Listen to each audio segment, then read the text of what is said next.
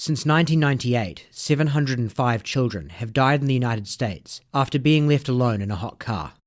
With an average of 39 such incidents a year, it's a scenario as horrific as it is counterintuitively common. The typical reaction from the average member of the public when one of these cases inevitably arises yet again in the news may be an unusual combination of both profound disgust and sympathy. On one hand, it's extremely difficult for almost any parent to comprehend the level of negligence it would take to make this kind of mistake in relation to the one human being they should value and protect above anyone else. And on the other, the level of agonizing grief someone must experience after realizing their own carelessness was the sole cause of their child's torturous demise is impossible to imagine. And as it happens, there appears to be no rhyme or reason to the type of person who finds themselves subjected to this nightmare. Parents from all walks of life, educational and socio-economic backgrounds, have unwittingly let their child perish after leaving them in a hot car. The cause of this ostensibly inconceivable oversight usually comes down to a memory failure brought on by stress, distraction, a break from routine, or a combination thereof. In light of this, it is the sympathetic instinct that is most reflected in how these cases are treated by the courts. Parents responsible for a hot car death are often not charged at all. When charges are brought, they will almost always be in the vein of criminal negligence or manslaughter. Very rarely will a parent be charged with intentionally murdering their child by leaving them in their vehicle. Today we're looking at the case of one man who was. On the morning of June 18, 2014, Justin Ross Harris leaves his suburban home in Marietta, Georgia, with his 22-month-old son, Cooper. His typical routine was to take Cooper to his daycare centre, Little Apron Academy, then get breakfast via a nearby Chick-fil-A drive-thru, and then head to the Home Depot Treehouse office on Cumberland Parkway, where he worked as a web developer. Once in a while, however, Harris would switch the order of the first two steps, and go to Chick-fil-A first for a father-son breakfast inside the restaurant before dropping Cooper off at daycare. For whatever reason, Harris decided this was the morning for the special treat, and the two arrived at Chick-fil-A at approximately 8:57 a.m. After breakfast, Harris buckles Cooper back into a baby seat in the back of his SUV, gives him a kiss on the cheek, gets back into the driver's seat, and leaves the Chick-fil-A parking lot. He makes a U-turn on Cumberland Parkway and heads up to the intersection of Cumberland and Paces Ferry Road. It is here where on a normal day, Harris would take a left at the light onto Paces Ferry, which would then take him to the daycare centre. Harris, however, continues straight through the lights, up Cumberland toward the Home Depot office as if he'd already dropped Cooper off. He pulls into the Treehouse parking lot at approximately 9:27 a.m, parks, and after about 30 seconds gets out of his car and heads into work. At 4:16 p.m, Harris leaves work for the day and gets back into his car. He then begins driving toward the nearby AMC Theatre where he's planning to see the movie 22 Jump Street with a couple of friends. He never makes it there, however, as his car will abruptly pull into the Acres Mill Shopping Centre parking lot, just a block down from the theatre. Police arrive on the scene shortly thereafter.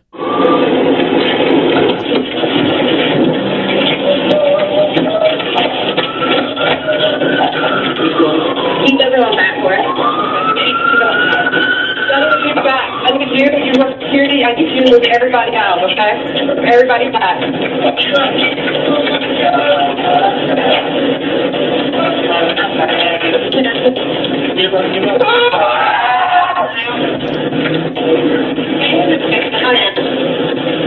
Who's driving? Where is it at? Who's driving?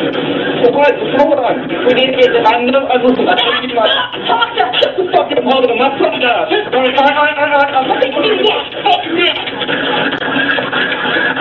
Harris is detained by responding officer Jacqueline Piper and put in the back of her patrol car while first responders assess the scene.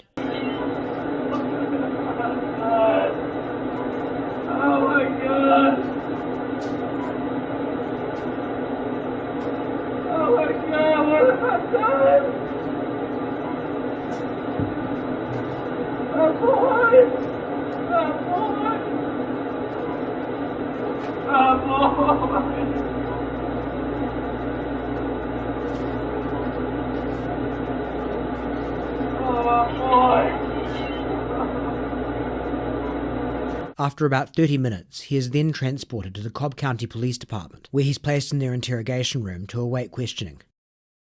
There are many details of this case and of Harris's activities during the day that have so far been left out, and we'll be using the interrogation footage to begin unpacking them. One note on the footage itself. A common complaint from interrogation viewers is poor audio and visual quality. The Harris interrogation is in company with the worst of them, and this is because what you'll be watching is a video of a video. The only reason it's in the public domain is because it was played in full at Harris's trial, which itself was filmed and broadcast in its entirety. If degraded footage is something that usually tempts you to quit, take note of a few things. The content of the interrogation is still mostly discernible, especially with headphones. Key dialogue will be subtitled, and above all else, the interrogation of Justin Ross Harris is mostly notable for behaviour as opposed to anything that is said. So much so, in fact, that the most fascinating part of it is arguably the first 15 minutes Harris is in the room alone before detectives begin questioning him.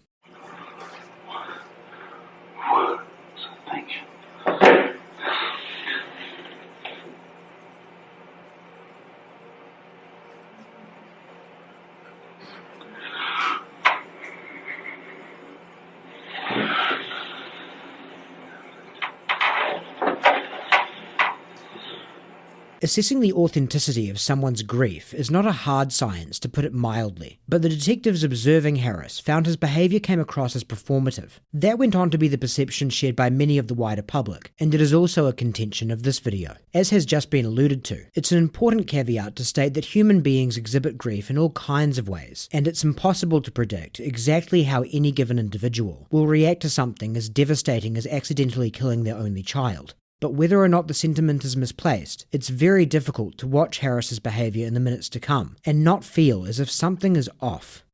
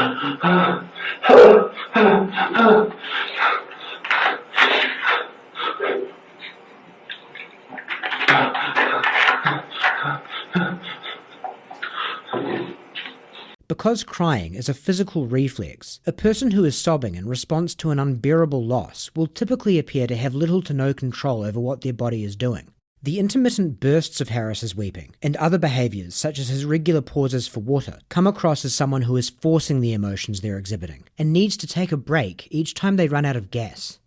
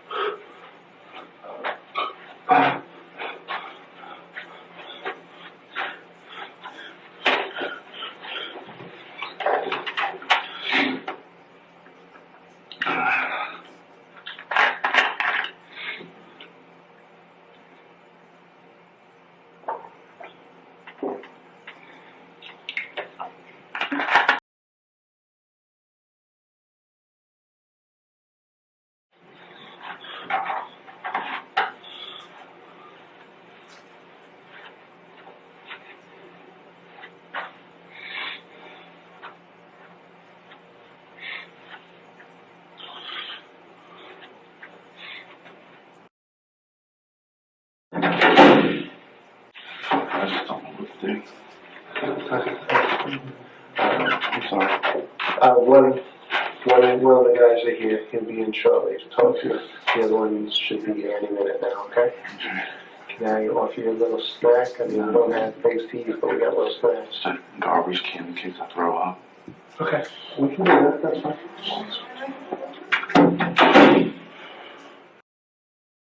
Before we sit and talk, and I know you've been searched before, but since we're going to sit here and talk a little bit, just you go ahead and stand up for me. And all I need to do is I'm just going to check. So stand up. We have my body's first three on this. No, you can't just stand up here. You're going to turn, just face the wall forward. Okay. This is going to be a little uncomfortable. Do your thing, man. I worked for Tuscaloosa Police for 5 years. Did you now? I wasn't a police officer. What'd you do? I was dispatched. But my brother was our sergeant. So What do you do for Home Depot? I'm a developer. I quit the police department to go back to school.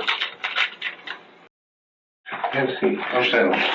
Is it Justin Ross Harris? Justin Ross Harris. Do you prefer Ross? just by Ross? All right. Note again the seeming incongruities with a man who's apparently spent much of the last 15 minutes wailing in anguish. Not only has Harris completely and instantly regained his physical composure, there is also no residue of grief in his voice. He speaks clearly, and his vocal intonations never fluctuate abnormally in the way you typically see from someone directly after they've been crying. I am Phil Stoddard. I am a detective with Cobb County Police Department. Absolutely.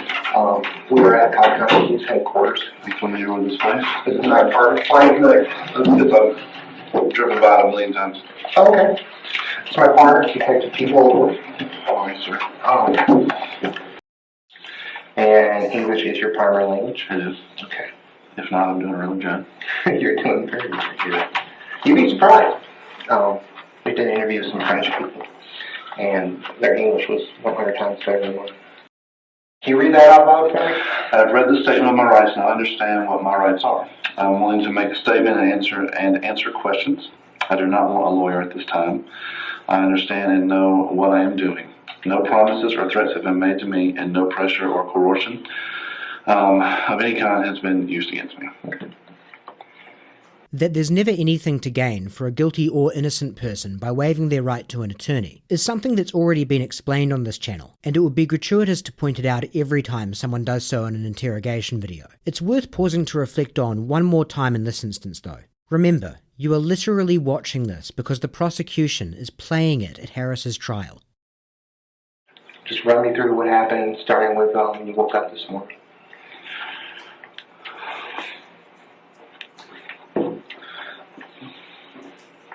I woke up, normal day, my wife and I were in bed together.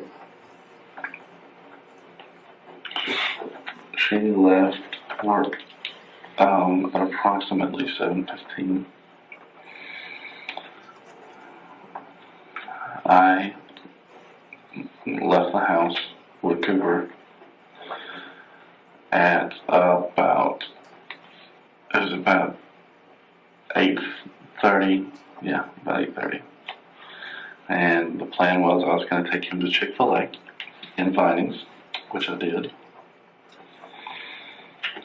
And we got breakfast, and me and him do that at Chick-fil-A in Vinings approximately 2 to 3 times a month together. We have our daddy-son breakfast together. And after we eat breakfast, I usually take him across the street to daycare, which is at the Home Depot. And then I'll go to work, which is at an alternate location, which is I don't work in the big SSC. I actually work in an annex office off of Cumberland.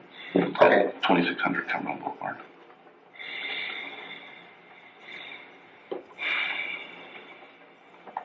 It's just a annex office of the big building. It's where my team works. And we were leaving Chick-fil-A. I put him in his car seat. He gave me a kiss on the cheek. Like I always do. I always put him in his car seat and make sure he's strapped in real tight. According to all the regulations that we watched on YouTube and everything. I strapped him in, I tightened him up. I gave him a kiss, he gave me a kiss. What I do every time, it's my routine.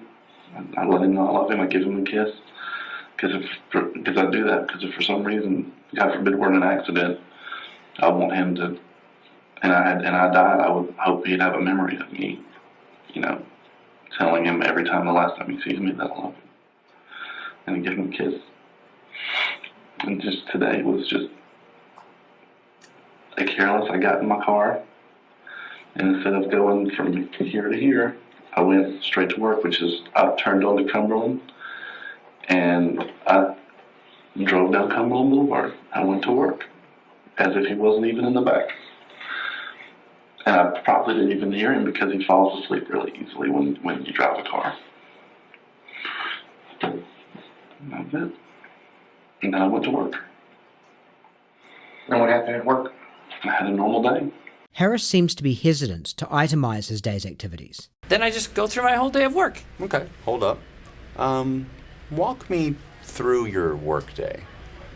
What happens at lunch? Oh, lunch. Well, some days I just blow through lunch, because how busy I am and all. Really? Well, pretty sure I did that once. If it is deliberate avoidance, there's a very good reason for it, because Harris's movements during the day do not help support the notion that his leaving Cooper in the car was a genuine error he never clued onto over the entire duration of his shift. One particularly big red flag is his lunchtime activities. Harris went to a restaurant called Publix with 2 colleagues, Winston Milling and Alex Hall. After lunch, the group stopped by Home Depot, where Harris picked up a package of light bulbs. His co-workers then dropped him off at his car at about 12:40 p.m. Harris then opened the driver's side door of his car and threw the light bulbs inside. The defence will contend that it's not reasonable to argue Harris should have realised Cooper was still inside the car at this point, because his line of sight remains above the car's door frame the entire time. From the security video, that seems plausible, but this is actually strange within itself. How often do people place an item in their car without looking into it for even one moment? And when considering which items someone would be more inclined to throw as opposed to gently place, something fragile like light bulbs would seem to especially warrant the latter. Could it be that Harris, who would have been aware of the security cameras in the parking lot, was making a deliberate effort to not look inside the car? So, every day's going good. Lunchtime rolls around. I got some guys that I work with across the street. They came and picked me up. We went to Publix, ate lunch. They took me back and dropped me off. And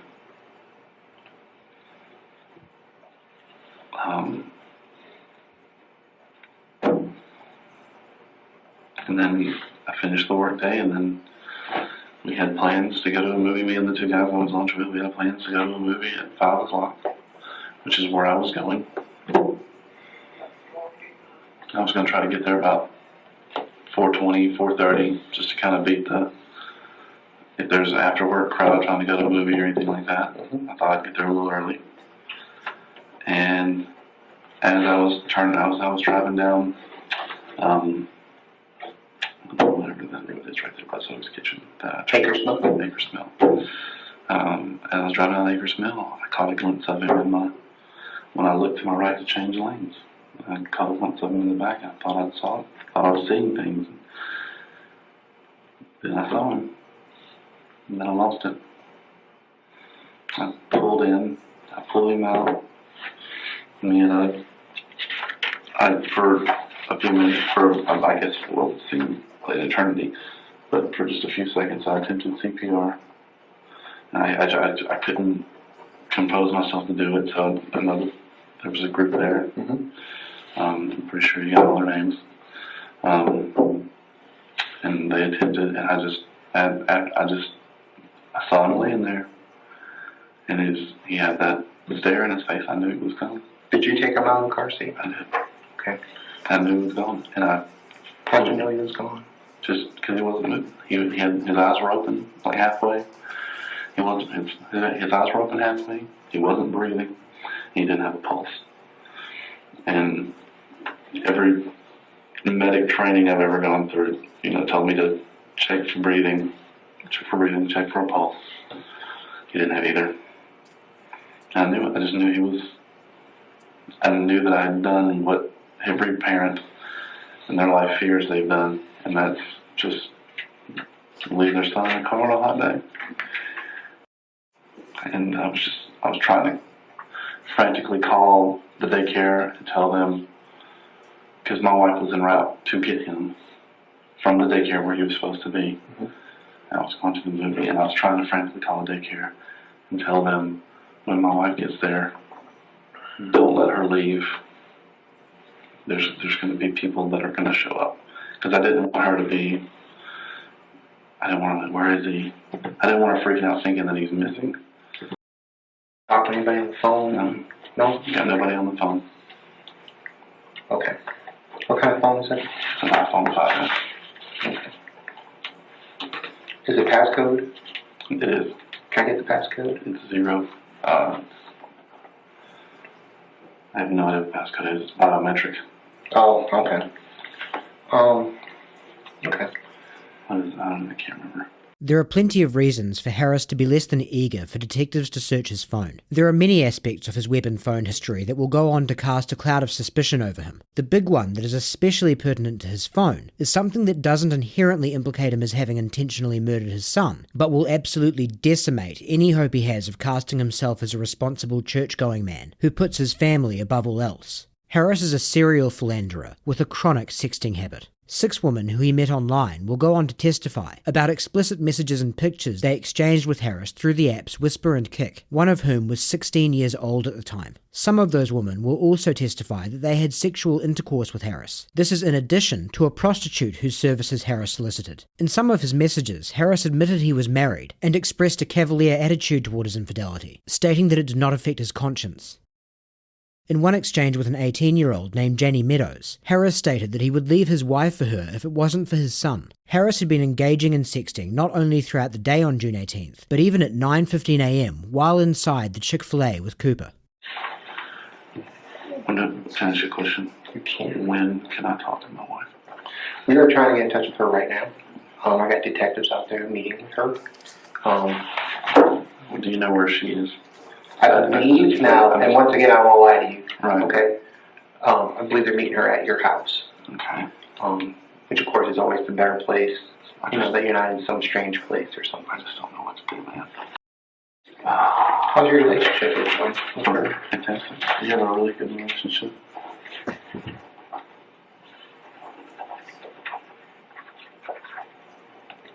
We have just like any normal relationship. You know, we've been married for we've been married for 8 years. Had our ups and downs like everybody else, but you know, I think we have a pretty healthy, strong relationship, which we're about to find out if that's true or not. Is Cooper your first child? Cooper is our first and only child.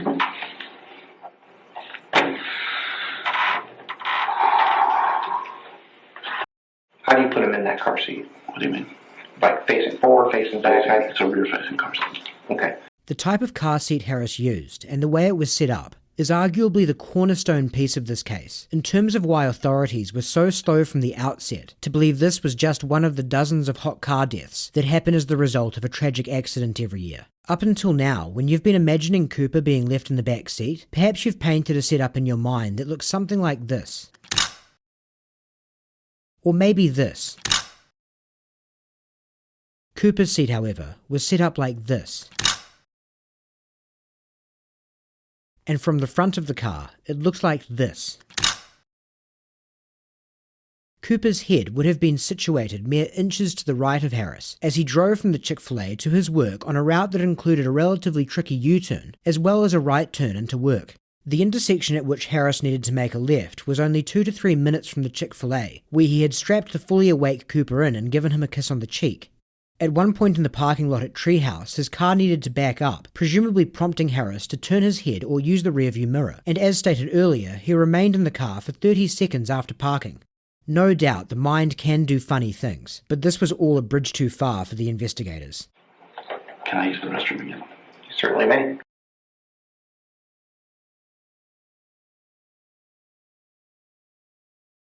Monday through Friday. Monday through Friday. Okay. So, but during the week, it's just whatever hours, as long as you're there, and then you get weekends off. As long as I get my job done. Okay. How long have you had that job? Time right now, man. Believe me, you have my condolences. 2 years. I was 2 years last week. You guys said you had a good relationship. Yes. Okay. How's money? Money's fine.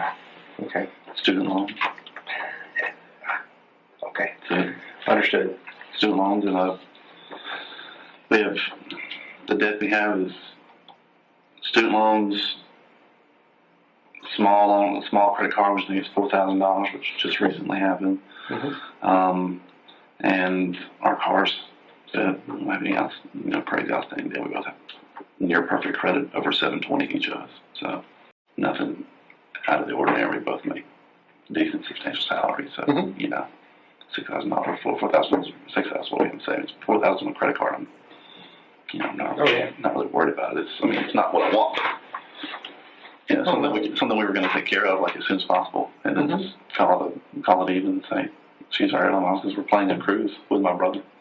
We're excited to take him. The Harrises had been planning a family cruise. This is a good place to look a little closer at some of Justin Ross Harris's activities throughout the day, and how they play a role in the argument he suffered a genuine memory failure. The memory failure theory works like this. Nearly every morning that Harris dropped Cooper off at daycare followed this pattern.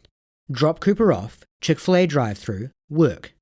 Just once or twice a month that would change to eat in breakfast at Chick-fil-A, drop Cooper off, work.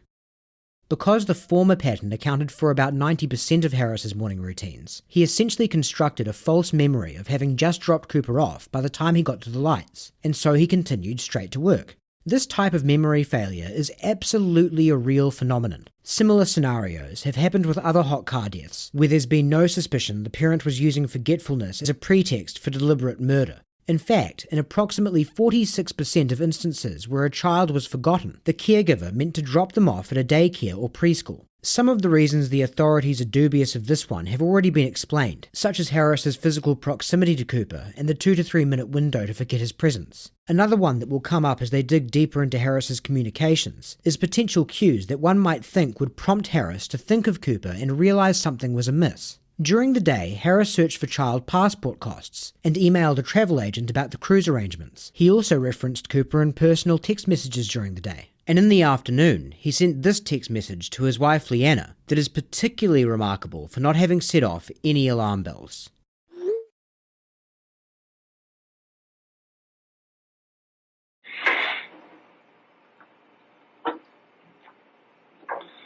Guys, I gotta be honest, I don't know what to do right now.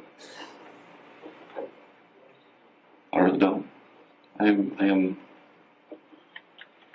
am an absolute loss for everything.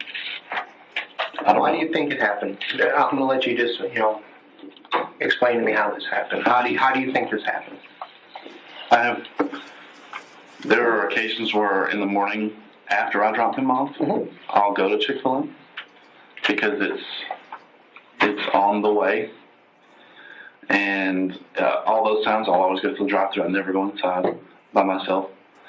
And I'll leave Chick-fil-A, and when I turn out of Chick-fil-A, I'll turn on the Cumberland, I'll take that U-turn, and I'll go straight to bed. And I don't know if my mom just said, that's what you're doing today, so just go to work.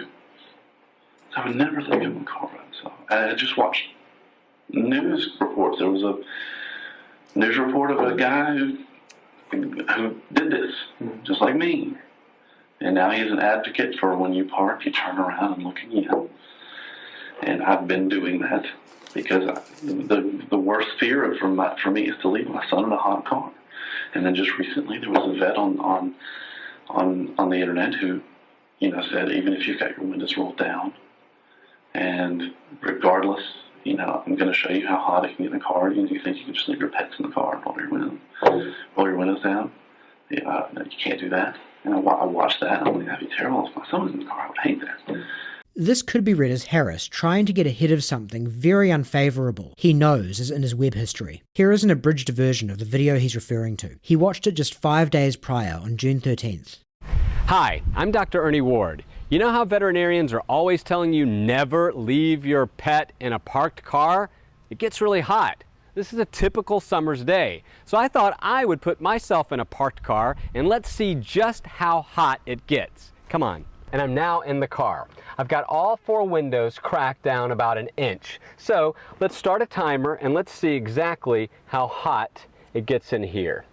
The thermometer is reading at right about 94 degrees, 95 degrees. So it's pretty hot in here, but we're just getting started. So let's just kind of sit back and see how it feels in here. Okay, I'm at 5 minutes in. It is unbelievably hot in here. We're nearing 100 degrees already, and I can tell you that it is stifling in here. Even with all 4 windows cracked, there's no breeze at all. It is entirely still in here. It's oppressive. I mean, that's the best word for it. I'm 10 minutes in. I'll tell you, it is almost unbearable. At this point, the temperature is about 106 degrees. So, I mean, it's just getting to the point now where I can barely stand it. 25 minutes. It's now, oh gosh, what is it? 113 degrees. It's awful. The only thought that's going through my head right now is I want out of the car. It's just everything in my body is saying, get out, get out, get out. I mean, this kills, and it's a lousy way to die. Okay, made it, 30 minutes. 30 minutes in a parked car with the windows cracked. The temperature right now is about 115, 116, really hot. What I really wanted to set out to do was see how it felt to be left in a parked car if I were a dog. And I know what's going on. I'm in control of the situation. What I can't imagine is how helpless and frightening it would be for a dog to be left in a car, not knowing when you're going to come, and slowly but surely having the energy and the life just burnt out of them by this heat. When I was working for Tuscaloosa Police, we had a canine officer leave his dog in the car for 10 minutes. Dog died of heat exhaustion immediately, almost. Had the windows up. Black Suburban. So that happened. So I'm aware. I just can't believe. Go ahead. Where's the car seat in your car? I haven't seen the car. It's in the middle. It's in the middle? It's in the middle. What do you take to work with you? My bag. What kind of bag is it? It's just a over the shoulder, Like like a- top bag. Okay. Where do you keep that in the car? I'll put it in the front seat next to me. So I guess I should not put in the back seat every time. Was that in the front seat today? Yeah, Okay. You took it into work with you? I did. All right. We're charging your cell phone now. It's fine. Okay. What's the code? There's a code on it. I think it's my anniversary.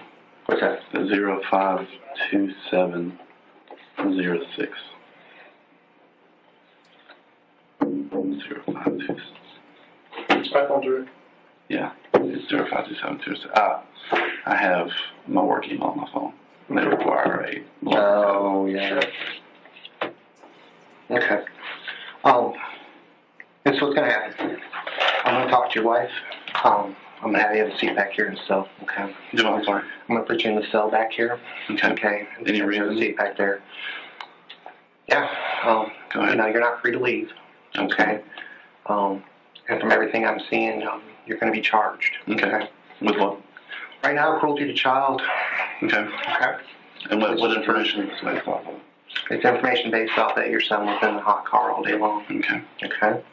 And that's what we're supposed to begin, and it is an investigation. Okay. And I got a lot of other stuff I need to look at. So what we're doing is I'm going to have you have a seat here. I'm going to talk to your wife, and then I'll make my final determination. Okay. Okay. And before, Go ahead. before I do that, I do have to use the restroom again. There's a restroom back there. Okay. Okay. All right. Any other questions? Ross, anything you want to add?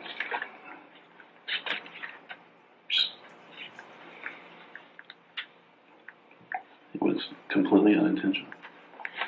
Okay. I have no history of child abuse. I have no history of domestic violence. I have no criminal history. I have no record whatsoever. I've worked in a law enforcement environment. Do you understand our concerns? Absolutely, absolutely. But I'm a great father, and I have multiple people that would back that up, from daycare to my wife to Ross, we're not here to judge you. everybody. I know. I got to look at, I understand Okay. that there's an incident that happened, right? You're going to ask me questions in which I have invoked my right to answer. There are certain criminal statutes that you have to look at, and if you think that one of them meets the qualifications, that's your decision. I would like to say I highly disagree. It's absolute accident. There's accidental, and I believe that an accident's happening. But to leave the child in the car all day long? On purpose, though. That's what I would look at cruelty. Well, The argument that Harris is making, that the difference between an action that is cruel and one that is merely negligent comes down to whether or not it was committed intentionally, is of course completely correct. The fact that he is the one making it, however, and is looking at the situation in such an analytical manner in order to mitigate his culpability, mere hours after he claims discovering he essentially burned his son to death, is likely coming across as obscene to the jurors. Morality aside, it should serve as another reminder that it is always better to have an attorney make these arguments for you. You can only talk yourself into trouble, never out of it. And, you know, and with cruelty too, and it doesn't have to be, you know, on purpose. Okay? I mean, to me, cruelty By sounds your like I actions. neglect my child. Well, actions that you took today, you know, led up to the death of your child. Absolutely. Okay? But at the same token, it's not like I left out of Chick-fil-A and said, oh, he's going to be fine in the car. I would never do that. Mm-hmm. Would never do that. No, and that's not what we're saying. What I'm saying is by your actions today. That's what cruelty sounds like. Well, and I'm trying to explain to you, by your actions, the actions that you took, by not taking him to daycare, by leaving him in the car, Correct. caused his death. I disagree slightly. Okay. But I mean, that's. No, why do you disagree? I'd just rather not talk anymore. I mean, Okay. if I'm going to be charged, I would like to have some kind of representation. Absolutely. Okay, and that is definitely your right. And we're going to end it. It is 7:31, and we'll end our interview. Cool. When can I talk to my wife? Possibly in a little bit, maybe not at all. I don't know yet. I need to talk to her first. Harris will be allowed to talk to his wife, and that conversation will also be filmed in the interrogation room. Her conduct will arguably be even more bizarre than his. And oddly enough, you might want to consider chalking that up as a point in the defense column. The behaviour you're about to see from Leanna Harris initially increased investigators' suspicions that she may have been in some way complicit in planning Cooper's death. After closely scrutinising her though, it became apparent that that was a completely infeasible scenario. You can still find suspicion of Leanna Harris alive and well in online comment sections, but there really is no direct or circumstantial evidence that she would ever have any reason to want Cooper dead, and no one involved with the investigation contends it's a real possibility. That being the case, what you're about to see goes to show that sometimes strange behaviour really is evidence of nothing but strange behaviour.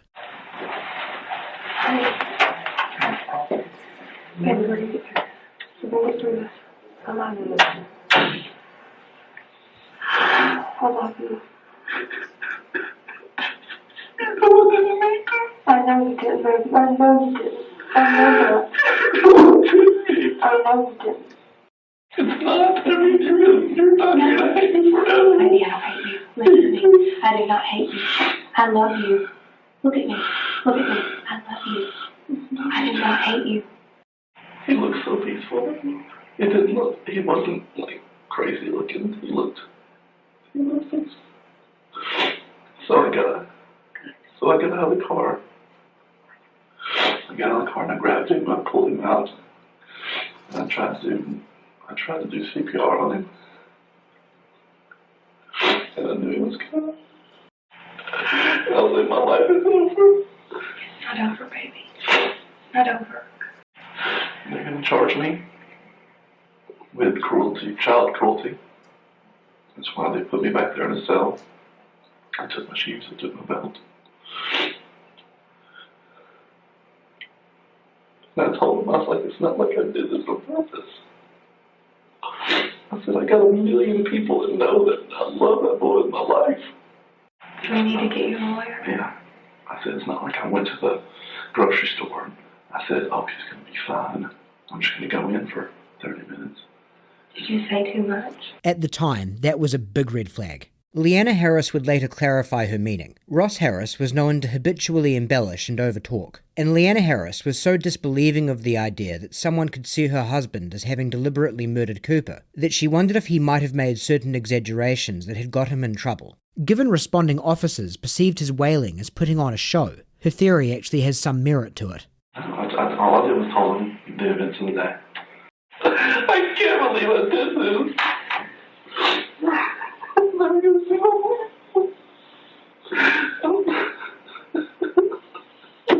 Why did this happen to me? I don't know. Why me? I don't know. Why me? I feel like my life is over. It's not over, baby. I love you. All I can think about is that jail cell. It's a jail cell. It's a cot that's uncomfortable. I pooped in a freaking metal toilet. And just, all I can think about is like, if I get convicted, I go to jail. Like, We're not going to think about that right now. what then? Like, I don't what do I know. do? He looked so peaceful. His mouth was closed. His eyes were closed. And he wasn't like, he did not look bad. I looked down, credit he was going to look terrible. But the worst thing was performing CPR on your own son. Can I ask you a weird question? Yeah. Do you think we'll have more kids? Yeah, absolutely. I want to have more kids. I don't want, just because we lost one child means we can't have any more. I want more kids. The footage from this day really is unrelentingly abnormal. Directly after losing a pet, it's very common for people to refrain from getting another for a period of time, because to do so immediately will instill them with a sense of guilt for acting as if their previous companion was as easily replaceable as a broken accessory. On the same day as they've lost their first and only child, the Harrises are already discussing making another one. Given there truly is no reason to believe Leanna Harris is culpable, it would be cruel to push that point too hard. You really are witnessing a mother in a severe state of shock, but it's easy to see why detectives didn't immediately move past her. And what of Justin Ross Harris? It certainly doesn't look good, and all of the unfavourable details we've covered serve to turn the tide of public opinion dramatically against him, after an initial burst of sympathy when only the nature of Cooper's death was known. In light of all you've seen so far, you may be thinking there were absolutely no indicators to support his innocence. But as it happens, there were plenty. Here are just a few.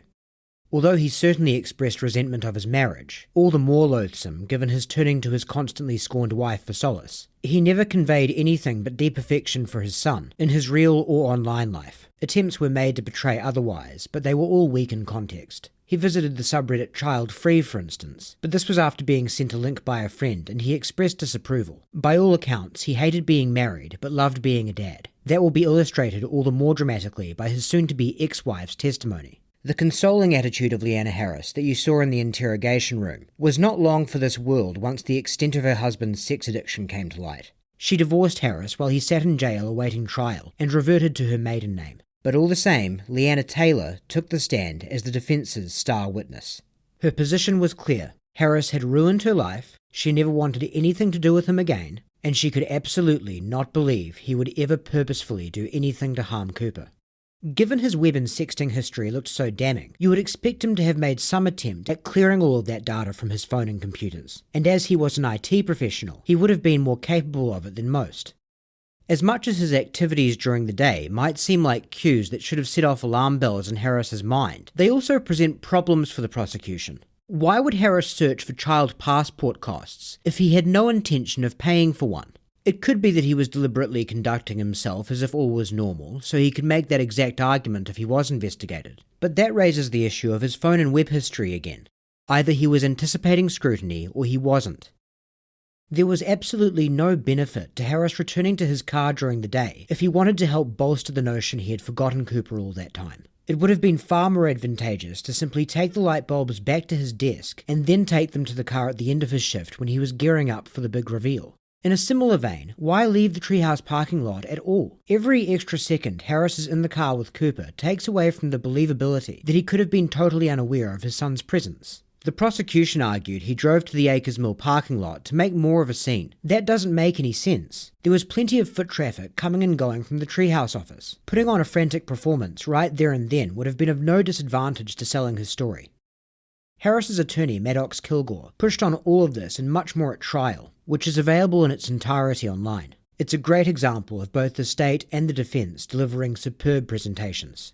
Unlike a lot of cases, in this case, we know what was in the defendant's mind that morning. Legally, you're going to hear that motive does not have to be proven in a criminal case. Now, we know that people commit horrible acts against children for no good reason. Unfortunately, it's just a fact of the world we live in.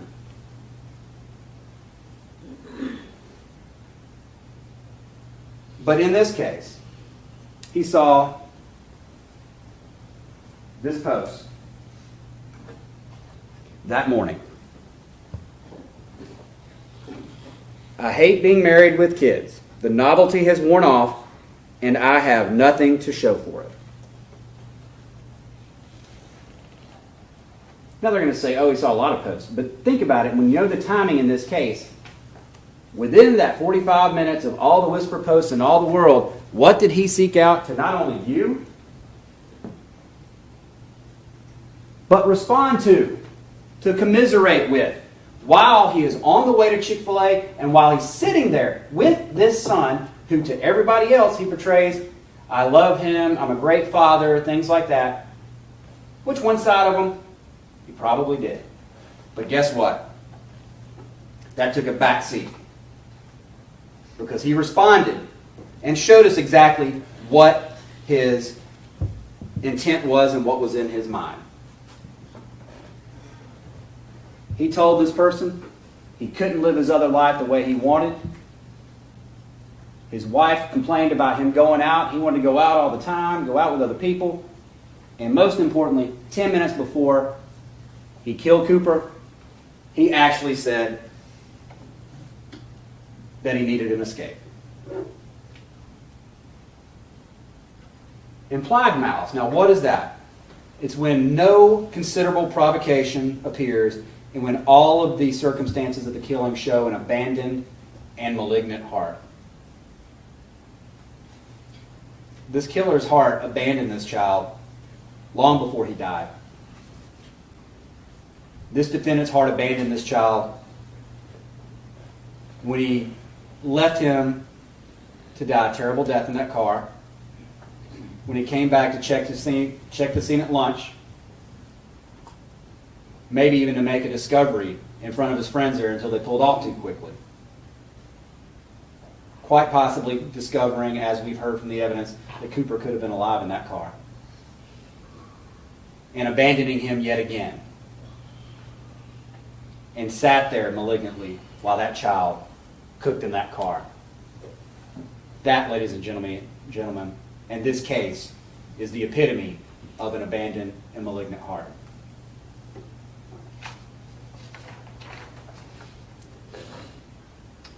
Premeditation.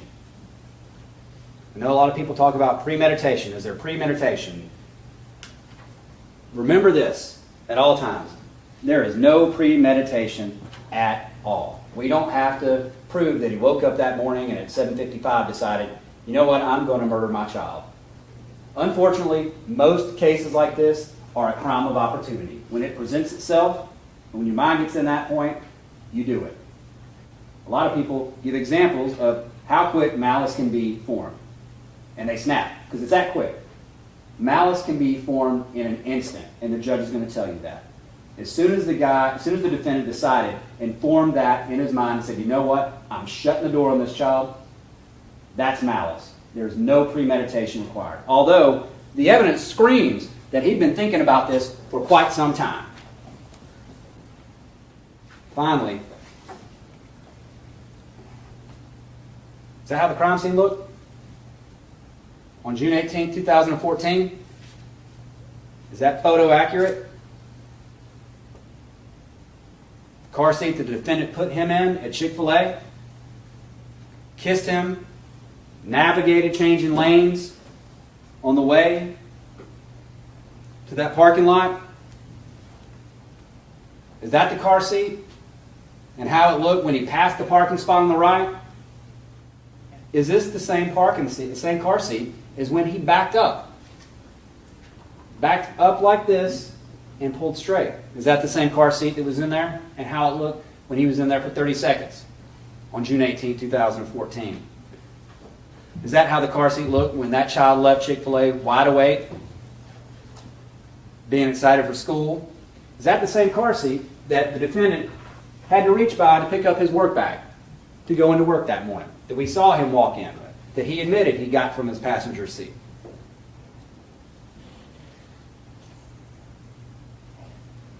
Is that the same car seat that he got back into that afternoon and within 3 seconds sped off and drove for some time with that child there, having been baking all day in that car, making those turns all the way there on a route that he shouldn't have taken? Ladies and gentlemen,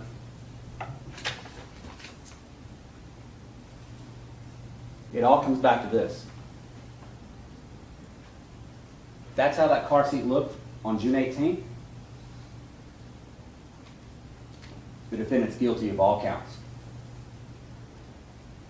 Thank you. The state has not disproven that this was an accident. It is their burden to do so.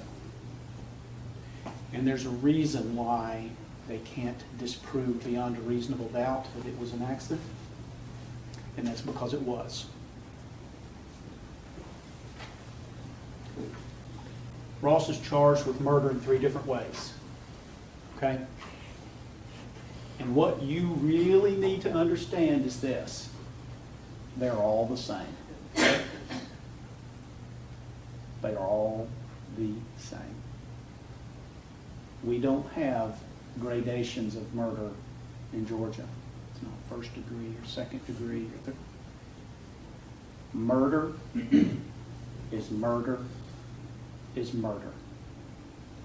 Whether he's convicted of count 1, 2, or 3, if he's convicted of any count, they're all the same in Georgia. State wants to suggest that Ross wanted to escape from Cooper so bad that he would destroy the treasure of his life. I submit to you this. To do what they're suggesting that he did, knowingly and intentionally, to do that, there's got to be some pretty serious hatred. I don't mean just dislike. I mean, there's got to be some real serious ill will or hatred toward that little boy. The kind that would permeate your life and pour out of your pores, that everybody around you would see and hear and know and realize and pick up on, but not one witness has indicated anything like that. I love my son and all, but we both need escapes. Sounds exactly like Ross. But what he doesn't say is what the state suggests that he's saying. I love my son and all, but I'm about to murder him in the next 15 minutes. That's essentially what the state is telling you that says. Yeah, not bad with the response. I love my son and all, but I'm about to murder him in the next 15 minutes. Of course, he doesn't say that. And it doesn't suggest that either. Go ahead. Play the video.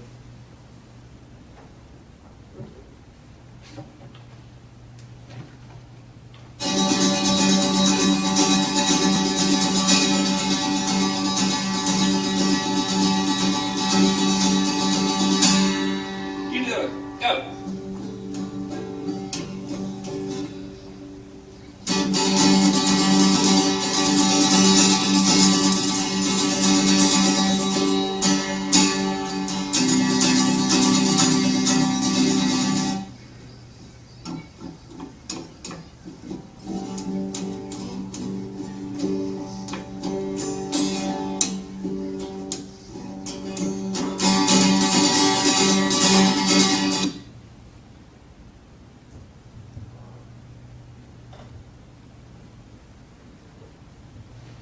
On behalf of Ross and Brian and Carlos,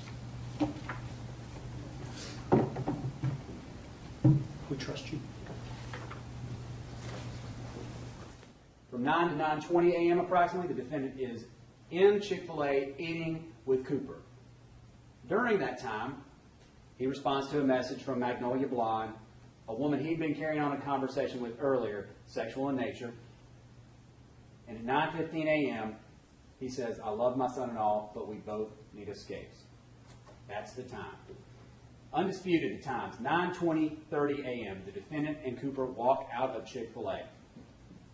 And these are all times confirmed. Confirmed that these were accurate. Confirmed by Greg Sanders at Home Depot.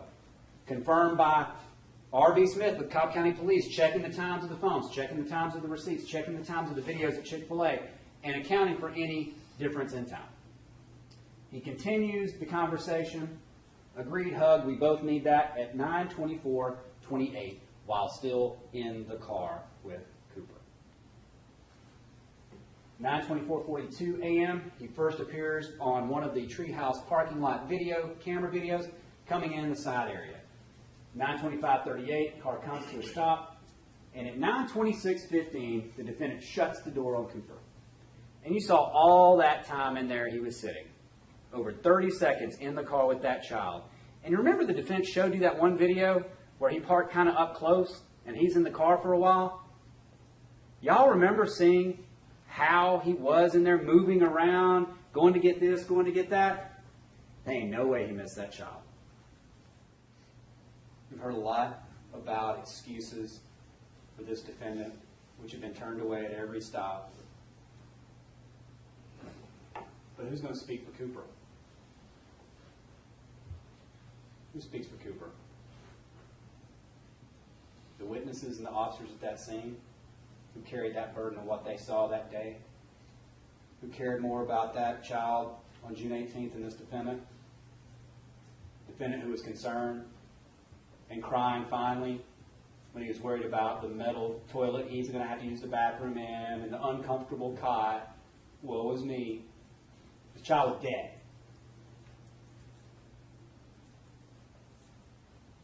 The evidence speaks for Cooper. And they can't bring him back. But what can be done is justice. And you as a jury have the opportunity to do that justice. Now there's a Latin phrase that hangs over the Supreme Court. And I'm not going to say I know Latin, I can speak Latin for the darn, but I do know what it says. And it translates to this.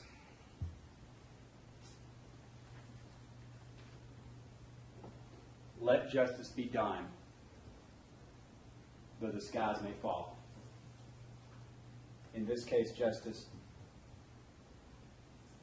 is justice for Cooper in that call. Justice in this case is a verdict of guilty. Justice in this case is holding this defendant responsible. Thank you. The verdict is in proper form to be received by the court. At this time, I'm going to ask the clerk to publish the verdict.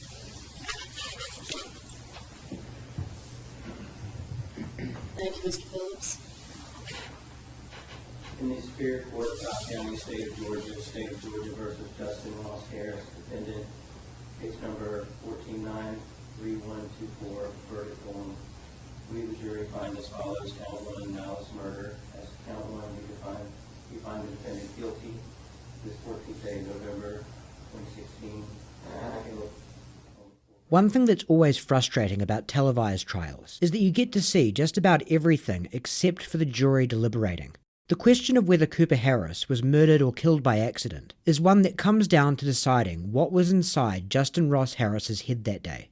We'll never know exactly why the jurors felt they could make a call on that beyond a reasonable doubt. Perhaps the extent of Harris's personal failings cast his character in such a negative light they couldn't bring themselves to view his actions charitably. His extremely strange behaviour in the interrogation room may have just been too bizarre for them to reconcile with genuine grief expressing itself in an atypical manner. It could have been a matter of taking on board every single thing presented to them more or less equally, and ultimately just feeling like there was far too much of an imbalance in favour of factors pointing toward guilt. Or maybe it was one of those cases where there were plenty of arguments from either side to go back and forth on, and barring one specific detail, they may have come back with not guilty verdicts. But every time they started to drift in that direction, that one specific detail was just something they could never get past.